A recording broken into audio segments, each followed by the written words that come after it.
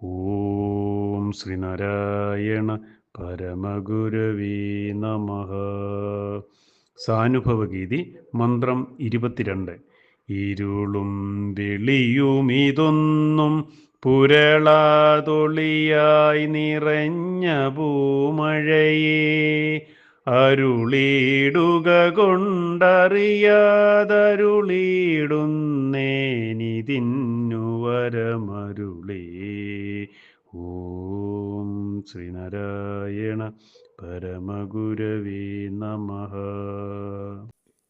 ഓം സ്വാനുഭവഗീതി മന്ത്രം 22 വരികളിൽ അടങ്ങിയിരിക്കുന്ന അർത്ഥം ഇപ്രകാരമാകുന്നു. നിന്നെ പൂർണ്ണമായി അറിയണമെന്നല്ല, നീയാകുന്ന പൂമഴ എൻ്റെ ജീവിത അനുഭവമായി തീരണം എന്ന വരമേ ഞാൻ ചോദിക്കുന്നുള്ളൂ.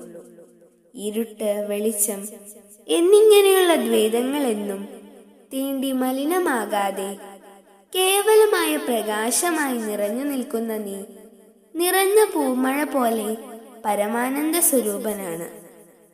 അങ്ങനെയുള്ള ശിവപെരുമാനെ, നിന്റെ അനുഗ്രഹം കൊണ്ടാണ്, നിന്റെ നിയോഗത്താൽ എന്ന പോലെ നിന്റെ ശുദ്ധ സ്വരൂപം അറിയാൻ ഇടയാകാതിരിക്കുന്നത് കൊണ്ട് മാത്രം ഇങ്ങനെയൊക്കെ വാക്കുകൾ ഉപയോഗിച്ച് ഞാൻ പറഞ്ഞു പോകുന്നത്.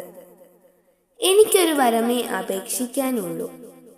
നീയാകുന്ന പൂമഴ എൻ്റെ ജീവിതത്തിലെ പൂമഴയായി തീരണം. ഓം ശ്രീനാരായണ പരമഗുരവേ നമഃ. ഓം ശ്രീ ശാരദാംബികായേ നമഃ.